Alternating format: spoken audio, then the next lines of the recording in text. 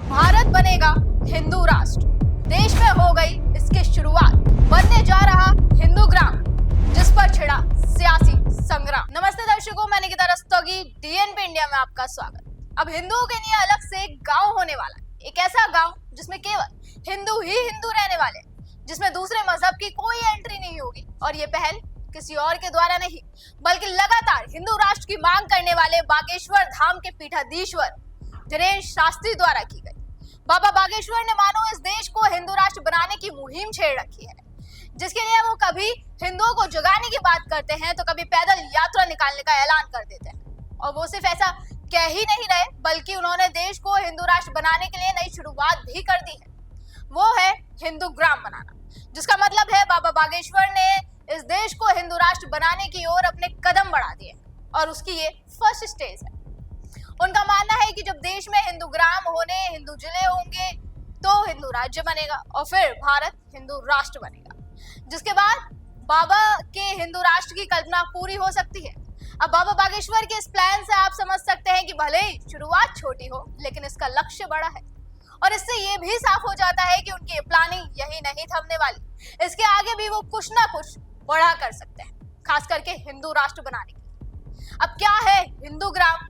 धीरेन्द्र शास्त्री का ये ग्राम कितना अलग होने वाला है और इस ग्राम पर कैसे छिड़ा सियासी संग्राम, वो हम आपको इस वीडियो में विस्तार से बताने वाले हैं, तो वीडियो आखिर तक जरूर देखिएगा। धीरेन्द्र शास्त्री द्वारा हिंदू ग्राम की शुरुआत करने का फैसला हिंदू संस्कृति और सनातन धर्म को संरक्षित करने के उद्देश्य से लिया गया है। उनका मानना है कि आज के समय में हिंदू धर्म पर भारी प्रभाव जैसे धर्मांतरण और सांस्कृतिक बदलाव बढ़ रहे हैं। इस ग्राम की स्थापना का मुख्य लक्ष्य एक ऐसा स्थान बनाना है जहां हिंदू परिवार अपनी परंपराओं, रीति रिवाजों और धार्मिक मूल्यों को पूरी स्वतंत्रता और शुद्धता के साथ जी सके। यह हिंदू ग्राम हिंदू राष्ट्र की दिशा में एक शुरुआती कदम हो सकता है, जिसमें केवल हिंदू धर्म के लोग ही घर लेकर वहां रह सकते हैं, जिसके लिए जमीन बागेश्वर धाम समिति उपलब्ध कराएगी और उनका जो निर्माण कार्य होगा वो घर खरीदने वालों के पैसों से ही किया जाएगा।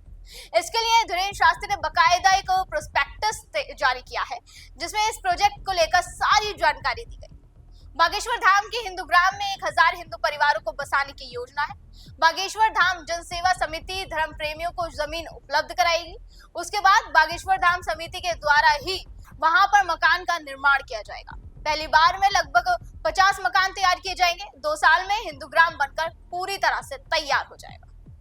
और जो लोग बाबा बागेश्वर के हिंदू ग्राम में फ्लैट खरीदना चाहते हैं, उन्हें सबसे पहले धाम की समिति से संपर्क करना होगा। 5 लाख रुपए में एडवांस बुकिंग करनी होगी, बाकी का पैसा किश्तों में दे सकते हैं। धीरेन्द्र शास्त्री ने ये भी स्पष्ट कर दिया कि ये मकान बेचे और खरीदे नहीं जाएंगे। जो व्यक्ति निर्माण की लागत दे रहा है वो अपने जीवन भर इसका इस्तेमाल कर सकेगा। बागेश्वर बाबा ने कहा कि जिसका मकान होगा वो जब चाहे वहां रहकर समय बिता सकते हैं और बाकी समय में संस्था में भी वो काम आए। इस योजना को मध्य प्रदेश के छतरपुर जिले में बागेश्वर धाम के पास से शुरू किया जा रहा है। धीरेन्द्र शास्त्री का कहना है कि ये गांव हिंदुओं को एकजुट करने और उनकी पहचान को मजबूत करने में मदद करेगा। हालांकि गैर हिंदुओं के प्रवेश पर रोक की बात ने अपने आप में एक बड़ा विवाद को जन्म दे दिया है, क्योंकि इसे भारत के संविधान के समानता और धार्मिक स्वतंत्रता के सिद्धांतों के खिलाफ माना जा रहा है। उनके इस कदम को उनके समर्थक हिंदू धर्म की रक्षा के लिए एक साहसिक प्रयास मानते हैं, जबकि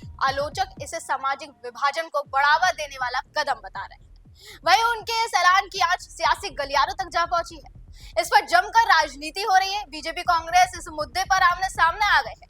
धीरेन्द्र शास्त्री का ये ऐलान करते ही कांग्रेस ने इसका विरोध करना शुरू कर दिया। कांग्रेस का कहना है कि हिंदू ग्राम के साथ मुसलमानों समेत और भी धर्मों के लिए ये गांव बनने चाहिए। आईडी नीचे करो यार। एक ही बात मैंने लिखी है वहाँ पर, और वो उनको राजधर्म याद दिलाने के लिए मुख्यमंत्री महोदय को मैंने ट्वीट किया था। मैंने ये कहा था कि अगर हिंदू ग्राम बनाना या किसी भी धर्म विशेष के नाम पर और उनके लिए गांव बनाना बसाना, अगर ये संविधान अनुमति देता है तो फिर सबको अनुमति दे दीजिए, मुझे भी अनुमति दीजिए। मैं भी तीनों समाज के, तीनों समुदाय गाँव बना देता हूँ। सिख समुदाय के गाँव, ईसाई समुदाय के गाँव और मुस्लिम समुदाय के गाँव। क्या ये संविधान सम्मत है?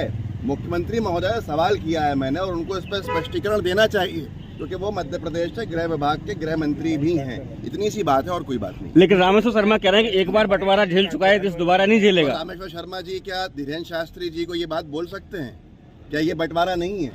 रामेश्वर शर्मा जी शायद खुद पंडित धीरेन्द्र शास्त्री जी के ऊपर एक सवाल खड़ा कर रहे हैं। अगर ये बंटवारा है या विभाजन है तो ये विभाजन सबकी तरफ से होगा, सिर्फ मेरे बोलने से तो नहीं होगा।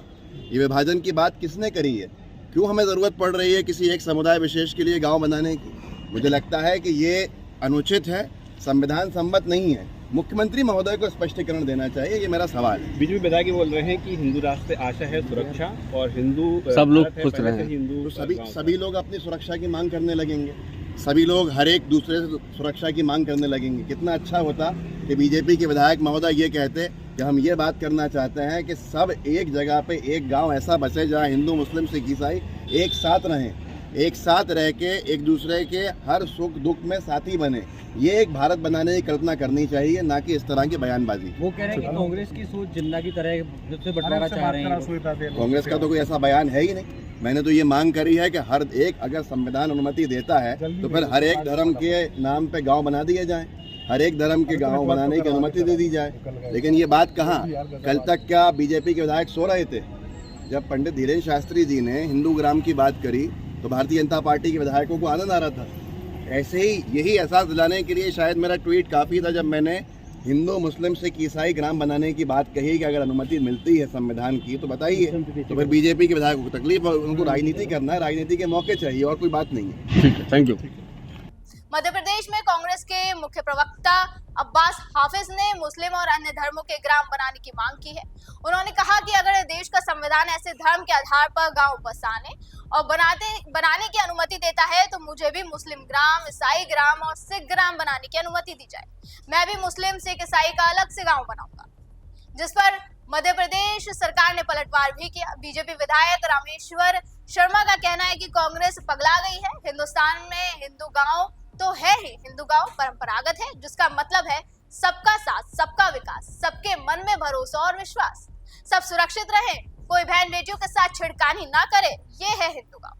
अब कांग्रेस ने हिंदू गांव पर सवाल उठाए तो बीजेपी ने हिंदू गांव का पूरा मतलब ही समझा दिया। वहीं अब ये लड़ाई हिंदू ग्राम वर्सेस मुस्लिम ग्राम का रूप ले रही है। वहीं इस सब के बाद सवाल ये है कि आखिर 100 करोड़ वाले हिंदुओं के देश में अगर हिंदू ग्राम बन भी रहा है तो इससे कांग्रेस को दिक्कत क्यों हो रही है? आपका इस खबर पे क्या कहना है? क्या देश में सच में हिंदू ग्राम की जरूरत है? और क्या हिंदू ग्राम पर कांग्रेस का ये विरोध सही है या गलत? हमें कमेंट करके जरूर बताएं। फिलहाल आज की वीडियो में बस इतना ही। अगली बार फिर होगी मुलाकात। आप देखते रहें DNP इंडिया, हर खबर भरोसे के साथ।